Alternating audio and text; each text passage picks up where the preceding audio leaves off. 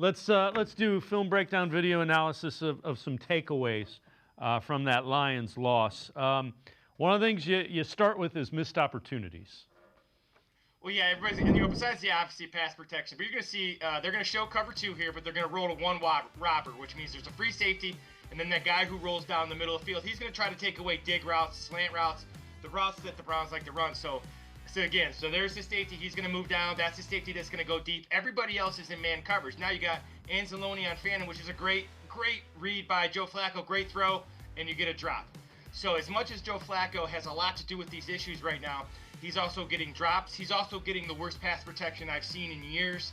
He's also getting an inconsistent run game that I think is improving, but they're not being very versatile in what they're doing right now. They're running zone and duo.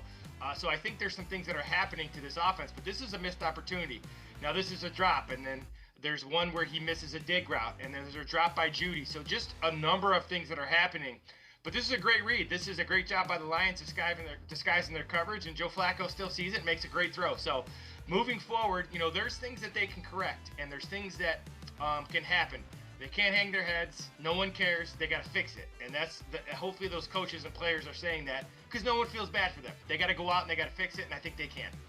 All right, point number 2, you kind of alluded to it, pass protection, and boy, it hasn't been good. It has not been good. As bad as I've seen. Now, 2 things are going to happen here. You're going to see, obviously, Hutchinson does a great job. So they're going to show 2 linebackers there. That means the running back forward, he has to account for one of those linebackers. And you can see as the play starts again, and the reason I love this play is you're going to see the right guard.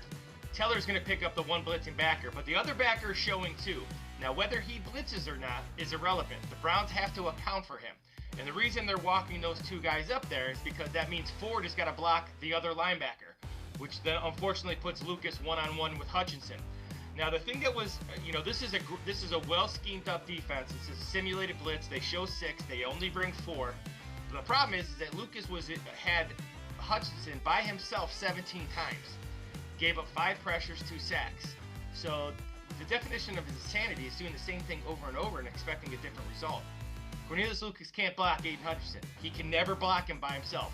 So anytime you do it, you're setting yourself up for failure. And that's what my dad always told me. So the Browns have got to do a better job, which is something Kevin Stefanski has been great at over the years. So I think this will improve. Again, the problem is they got a lot of holes up there on the offensive line. They're trying to help a lot of positions. So again, this is very well schemed up by Lions, very poor by the Browns. Yeah, as I was watching that yesterday, I'm like, I'm going to request that we do not give a left tackle or a tackle period the number 71, because I was having horrible Jedrick Wills flashbacks when I was watching that. So when you watch the Browns, and you see when you watch the Browns next Sunday, watch how they walk up the middle linebackers, and that's exactly what the Lions are doing right there. Even if those guys don't blitz, if you show 6, the Browns have to account for them, and when those linebackers are inside, that creates one-on-ones for those outside edge guys. But that's exactly what teams want to do against the Browns. They want to create one-on-ones against these tackles because they cannot block anybody off the edge right now. All right, point number 3, take away from that, a lack of run game creativity. Tell me what you're meaning by that after we see this as well. So you're going to see a zone where they're going to bend it back. So they're going to read that defensive end. They're going to lead that defensive end, and that's usually the guy in motion. That's called split zone. So usually Harold Fannin will come across. The play is going to be zone to the right. Harold Fannin's going to come across the formation. He's going to block that guy that was circled. As he comes across, now what he's going to do is he's going to bluff that guy, and they're going to show zone to the right, but they're going to bend it all the way back. And I used to call it just simply zone bend. And what they're trying to do is they're trying to come up with some creative concepts off their zone concept. The Browns are not pulling the guards as much as I thought they would be pulling the guards this year. They're not running as much counter. They're only running power down in the red zone. They're basically running duo and zone, which is a big thing from Tommy Rees. Now, they've had some success with it, so it's not about that. However, as teams start to take this away, they're going to have to be creative. This is one of their few creative run plays that I really, really like. So again, it's just the backside end that they usually leave. This play usually goes to the right. They're going to leave that end, but watch that end. As the tackle goes inside, that end is going to follow him. Fannin right there is going to bluff him, and he's going to go to the next level and get a block. So really well done, really creative scheme by the offense there. They need more of this moving forward. The run game has to get better and better. It has to be better than good. It has to be really good or great. The other thing that happened that we haven't shown is, again, the special teams let them down. Punt return for a touchdown, a missed field goal. I know it was long, but they're operating on the margins. You have to win special teams. When you say operating on the margins, I think that's so incredibly well said. That's exactly what's happening. So these things get magnified especially when one phase is not doing very well. Now, going back to the caller, I think this defense is the best defense in the NFL, and I said this to you before the season. This front seven is going to travel each and every week.